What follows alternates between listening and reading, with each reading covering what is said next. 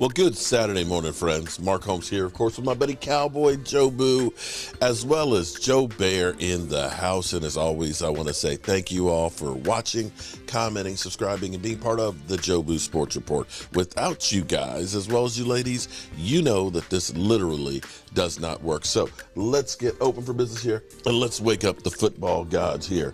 Hope everybody has a great weekend. Be safe out there. Free agent frenzy is already heating up like crazy, and maybe, just maybe, the Dallas Cowboys might be a play. Can it be possible that the Dallas Cowboys are actually going to be players? Now, we already have the Dallas Cowboys getting ahead of the curve now, because by next Thursday, all the teams have to be underneath the salary cap of $224 million. The Cowboys created $30 million from just redoing two contracts. And it's not where they added any more money or took any money away. They just restructured it and kicked it out to voidable years. Now, that's not to say that they won't go ahead and do new contracts for Dak Prescott or Zach Martin and things like that, knowing that we can go ahead and get them even more cap relief, because Dak Prescott's cap number right now is at $26 million. And for those out there that have been talking about, Skip Bayless and stuff, where Dak Prescott is taking all this money and stuff, the cap numbers for Dak Prescott have actually been really, really good. When he got the new contract, it was $17 million for the first year. It was $19 million last year. It's only $26 this year. Put in perspective, you can look at Carson Wentz was a $29 million cap hit for the Commanders, and they just literally released him because it just didn't work out for his third team. So from the standpoint of what they've been feeding you about Dak Prescott's cost and him being the reason why we can't win, a la Jerry Jones, you're full of crap. You've had Dak Prescott, his first 4 years in the league, cost you $5 million. Dak Prescott has been one of the biggest bargains as far as quarterback pay throughout his career, but be that as it may, you could still get that number down even lower by extending his contract. The Cowboys now have $14.75 million of cap space. Some of that money they're going to need to re-sign some of the players that they like. Hopefully they're going to bring back Hankins, and, maybe they'll see if they can work out a deal with Donovan Wilson and stuff. They may get more cash if they can get to a reasonable contract restructuring of Tyron Smith. He's got a voidable year left on the contract. They could basically reduce his. Michael Gallup is another one they could grab an $8 million with. And now all eyes are focused in on what's going to happen with Zeke Elliott, if they're going to go ahead and just cut him, grab the quick $5 million, eat the rest of that, make him a June 1st one, and spread it out over 2 years, or what will they do? We don't know. But they can get more capital if they want to. And then there's the draft, and then there's the trade route, because we've heard about, of course, DeAndre Hopkins, that he wants to be moving. And DeAndre Hopkins, of course, is hanging out with Des Bryant and saying, you keep my name in your mouth, Cowboys, what you going to do? We know that one. And then we've got the Diggs versus Diggs, where they want to play together, and you got Diggs doing cryptic messages and things saying, I don't understand why we don't win, and so on. And of course the whole in the playoffs, like, what are you doing, dude, look that happened between him and Josh Allen. So you have all those different dynamics that are going on out there. Do the Cowboys try and take a number one and some other draft capital and try and get a Stephon Diggs? Do you go out and sign an Odell Beckham and hold on to your draft picks? Do you go out and try and sign Alan Thielen, who was released yesterday? All these things are possibilities of upgrading your room. Or do the Cowboys look and say, we believe in Jalen Tolbert, and he's going to play better than he did last year, which wouldn't be a stretch. And, of course, we believe that Michael Gallup is going to be back, 100% and being able to help stretch the defense in there, and we're going to focus in on other locations. That would be the Cowboy way of doing things. Let's hope that that's not. The other thing that's interesting is with the Bears trading their number one pick. The Bears said they believe that there were seven players deemed good enough for that number one pick. They believe that 7 players were good enough to be the first pick in the draft. By them trading with Carolina, they moved to 9. What they have done by trading that pick right now has set up the urgency now for anybody wanting a quarterback to truly understand we better get up here because it's musical chairs and we don't want to be left without. To me, I think Carolina had to pay too much. But we know the Raiders, although they're talking about Jimmy G, would like to be up in there. We know the Colts would like to be up in there. It's conceivable, and for the Bears, moving back to 9, that 4 quarterbacks could be taken in the top 10. If that's the case, then the Bears, they can look at it and say, well, of all those players, 4 of them are quarterbacks, we're going to get one of those guys that we deemed the number 1 pick in the draft. If they draft well. But that also reminds me of my philosophy, which is kind of similar to what the Dallas Cowboys have as a philosophy. The Cowboys always like to draft the top prospect in a given position. Now, unfortunately, when you're drafting at 26, there's not as many options of that. We already know it sounds like there's going to be 4 quarterbacks where there's question marks on all the quarterbacks taken in the top 10. So that automatically drops you down to 21 teams drafting in front of you. Wow. We know edge rushers are always a big thing. So I can guarantee you that 3 or 4 edge rushers will probably be drafted before the Cowboys. That drops you to 17. You know, by the time the Cowboys draft, left tackles will definitely be taken. That drops you down to about 14. Shut down corners. You got to figure it's going to be at least 3 of those guys taken. That drops you to 11. Wide receivers. Got to figure that 3 of those will probably be taken. That drops you down to about 8.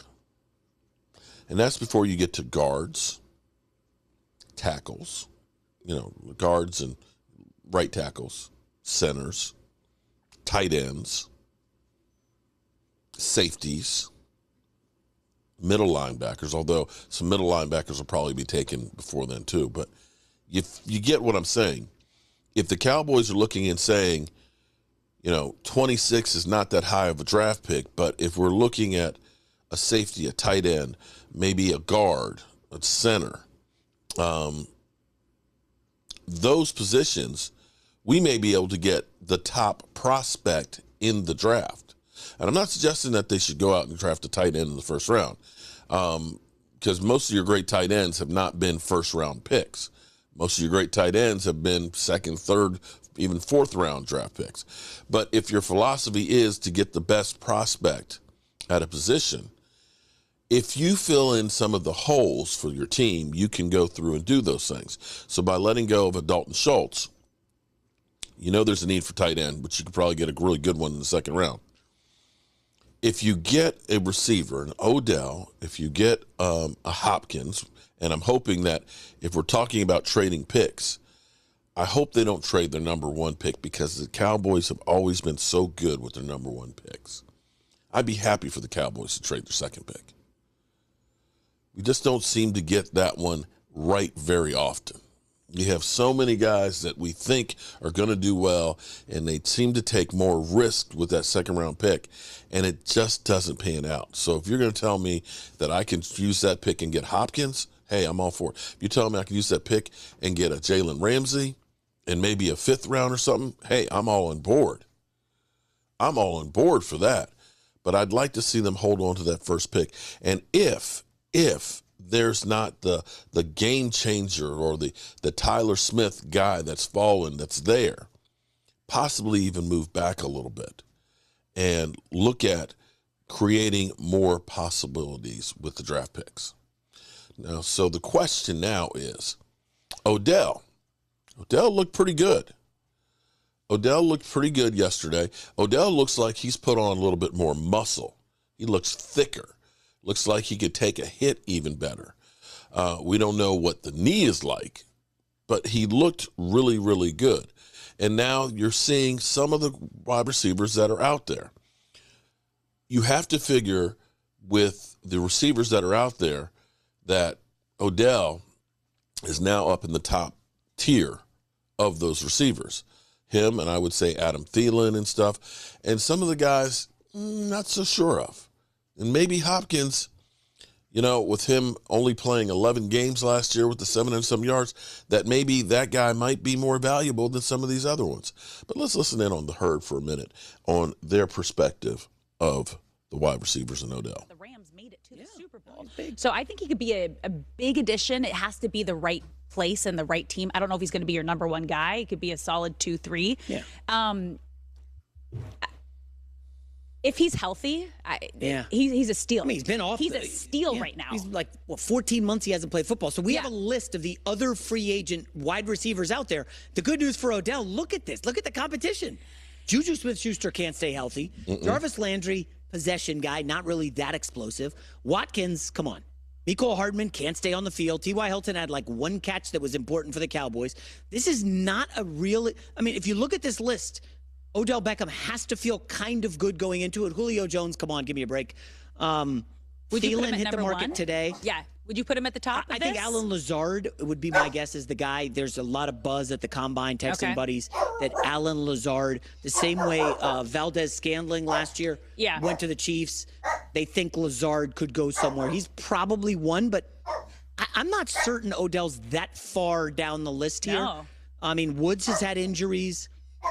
I don't really know what Thielen is. His numbers fell off a cliff last season. DJ Shark is kind of interesting because of the baby shark thing. But I don't know. I mean, if I'm the Jets, I'm not interested in Odell. It's always about the Jets with me, obviously. I know but I think what's interesting is the New York Giants, his old team. Very Odell is a Nike guy. New coach. No, they dumped Galladay, or they're going to dump Galladay here shortly. Their receivers are spotty. Yeah.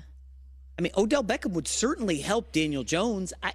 I don't know what the appetite is to bring someone like that. And when I say someone like that, he's a big deal. He's a big personality. Right. You're not just getting the player Odell, you're getting everything that comes with it, which is great in certain atmospheres, which is why he worked here in LA and why he worked with the Rams. And I think well with McVay. So he would be a steal right now if a team could get him. Because I don't think he's going to get top dollar, but I mean, I think the Giants kind of sort of make sense. I know in Cleveland it didn't work well at all with Baker Mayfield, but didn't work well with anybody in Baker Mayfield. No. So I'm rooting for Odell Beckham. He's a good follow on Instagram. He's married to some Instagram influencer. They have a kid now, so he gets it. I think part of him. Here's my gut. Okay. I think he wants to stay on the West Coast. His the mother of his child is out here. Yeah. My gut would be he's going to try to push to get to the Chargers. Interesting. I do believe that's what will happen. All right. Okay, interesting. So what we're looking at, the Rams, of course, made out like bandits because they basically paid him $1.2 million for the trip that they had to the Super Bowl. So his market value, now this is by Sports Track, with his 8 years experience and so on, coming back from the injuries, they have him ranked as the 65th best wide receiver. His NFL rank at 644 for his. Oh, I'm sorry. Excuse me. Let me back this up. They have him ranked at 18 as a wide receiver rank. NFL ranked at 129 for his market value. His market value, they're saying, is $13.1 million for an annual salary. So the question is, can you get Odell Beckham Jr. for $13.1 million? That's actually reasonable if he is completely healed and healthy. More than that, I don't know. But the problem is there were 12 teams that came and looked at Odell yesterday. 12 teams. And with 12 teams looking at him, and of course the Cowboys being there too, you may be looking at a bidding war with the players that are out there at wide receiver for teams that are wide receiver needy. So I'm not sure if that's going to be the deal. Now, DeAndre Hopkins, you can trade for him. He's hired an agent to renegotiate a contract, his cap number for this year is $30 million, which is why Arizona wants to move his contract because he is. So what's the deal? Leroy, what's the deal? Chill. Which is the reason why they want to move his contract, because he is that expensive. So you hopefully trade for him, redo his contract, but it'll of course be probably more than the $13 million as well. So if you want to play the game, if you want to get the talent, you're going to have to pay some money. Now, again, when you see that $13.1 million as an annual salary, you're signing this for like a 2 or 3 year deal where you got a voidable year, in the same way that Bobby Wagner was signed for a $50 million contract, that it was $2.5 million the first year, $12.5 million for the second. And they ended up basically cutting him and losing, $7 million or something like that. So there's ways of getting him without having a high cap number. All right, good people, that's what we got. We'll see if today is as crazy as it was yesterday. We have more details out on Michael Irvin. Marriott has come through with their allegations and so on. So I've got a video that's out with that. We know that the judge, of course, went off on Marriott for not turning over the tape and so on. So we'll see where that whole situation goes. And we'll be bringing it to you, as always. I'm Mark Holmes, and we will see you soon. Mark Holmes here, and as always, I want to thank you all for watching, commenting, subscribing, and being part of the Joe Boo Sports Report.